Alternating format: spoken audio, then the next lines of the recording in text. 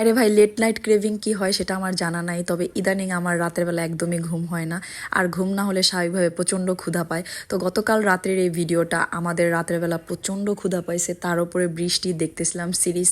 তো আমার কাছে মনে হইলো আরে মোগলাই পরোটা বানাই ফেলি, বাসায় তো ডিম আছে আর যা যা লাগে ইনগ্রিডিয়েন্টস সব কিছুই আছে। তো যাই হোক, পাকনামি করে সব কিছু নিয়ে নিছি যে এখন আমি মোগলাই পরোটা বানাবো।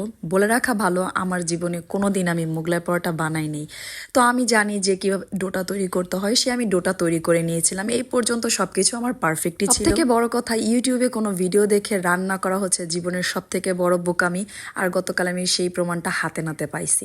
আমি যেটা ভুল করছিলাম সেটা হচ্ছে এই যে আমি 2টা ডিম নিয়েছি এতটুকু ময়দার জন্য। আর তার থেকেও বড় ভুল করছি, আমি পরোটাটা এত পাতলা করে ফেলছিলাম আর এত বড়। যখনই আমি ডিমটা দিছি আমি তো খুশি হয়ে গেছি, যারে আমি পেরা ফেলছি। পরে দেখি না, যখন আমি ভাঁজটা জাস্ট করছি, ওরে মা, ক্যালকালাইয়া মনে হইতে